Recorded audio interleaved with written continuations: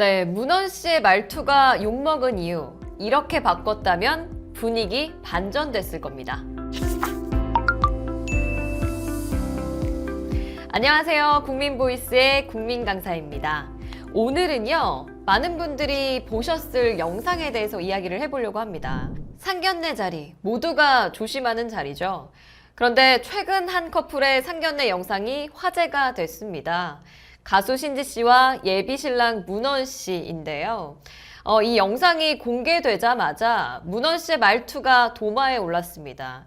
실제로 상견례 자리는 아니었지만 신지 씨를 너무나도 애정하는 코요태 멤버인 백가 씨와 김종민 씨가 함께하는 자리다 보니까 더욱더 문제가 됐습니다. 욕도 많이 먹고요. 반응이 굉장히 안 좋았죠. 왜일까요? 정말 말투 하나 때문에 분위기가 그렇게까지 이상해졌을까요? 오늘 국민보이스에서는 그 문제의 말들을 하나하나씩 짚어보고 어떻게 말했으면 훨씬 더 좋았을까를 알려드려 보도록 하겠습니다.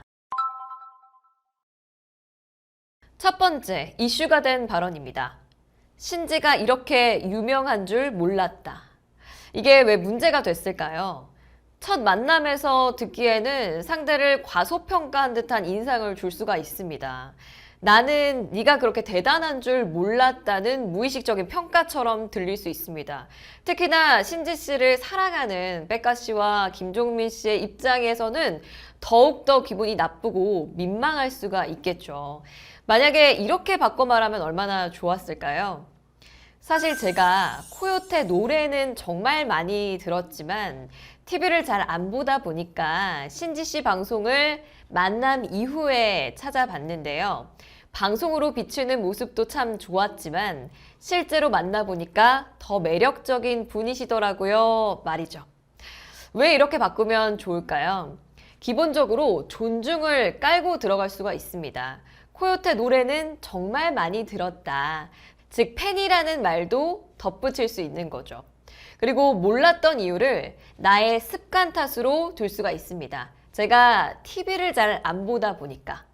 그리고 지금 관심을 갖고 있다는 태도도 같이 넣을 수가 있겠죠. 관심이 있다 보니까 찾아보았다. 그리고 최고의 마무리는 실물이 훨씬 좋고 만나보니 훨씬 더 좋다라는 진심과 배려, 호감까지 동시에 전하는 표현으로 바꿀 수가 있겠습니다. 두 번째 이슈가 된 발언은요. 선배인 김종민 씨에게 나이살 아니냐라고 이야기한 부분인데요. 이게 왜 문제가 됐냐면요. 선배, 후배의 위아래가 없는 느낌이 많이 듭니다.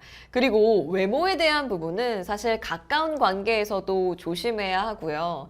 공식적인 자리에서는 특히나 선배에 대한 존중이 부족한 것처럼 비춰질 수가 있습니다. 이렇게 바꾸면 어땠을까요? 선배님은 실물이 훨씬 더 동안이십니다. 아이, 그 정도면 배 나오신 것도 아닌데요. 라고 고쳐보면 어땠을까요? 왜 이렇게 고치면 좋을까요? 선배님이라는 존칭을 사용해서 가요계의 선배, 후배라는 기본 예의를 지키는 표현을 써볼 수가 있습니다. 또한 직접적인 외모에 대한 부분보다는 느낌 중심으로 표현을 바꿔볼 수가 있는 거고요. 유머를 조금 섞되 상대를 깎지 않고 살려주는 말투를 쓰면 오히려 친근하지만 선 넘지 않는 절묘한 거리 조절이 되면서 오히려 선배님을 치켜 세워줄 수 있는 분위기 전환을 만들 수가 있겠습니다. 네, 이슈가 된 발언으로는 이혼했고 사랑하는 딸이 있습니다. 이 부분인데요. 왜 이게 문제가 됐을까요? 첫 번째는 감정과 말투의 온도가 맞지가 않았습니다. 사랑하는 딸이라는 감정적인 표현을 너무나도 담담하게 통보하듯이 말하면서 듣는 사람으로 하여금 저 사람 진심이 맞아? 하고 의심하게 만들었습니다. 그리고 두 번째로는 말의 순서가 사람의 마음을 살짝 건드렸습니다. 이혼했다. 딸이 있다. 근데 사랑하는 딸이 있다. 이렇게 말해버리면요. 사람들은 이렇게 느낍니다. 사랑하면 왜 헤어졌냐고. 그 말을 굳이 여기서 강조하는 이유가 뭐지? 즉, 진심의 흐름이 아니라 자기 방어처럼 들렸던 거죠. 셋째, 상대의 감정을 고려하지 않은 말의 방식에 있습니다. 이건 온전히 개인적인 이야기인데 듣는 사람 입장에서는 감정 정리를 할 시간도 없이 정보만 툭 던져진 느낌이에요. 그러다 보니까 굉장히 무게감 있는 이야기인데 듣는 사람으로 하여금 부담감, 혼란, 심지어 반감까지 들게 만들었습니다. 이렇게 말했다면 어땠을까요? 제게는 아이가 하나 있습니다. 그 친구는 제 인생에서 정말 소중한 존재입니다. 한번 가정을 꾸렸던 적이 있었고요. 그 과정에서 제가 부족했던 점도 많았습니다. 그런 제 상황을 신지 씨가 따뜻하게 받아들여줘서 진심으로 고맙게 생각하고 있습니다.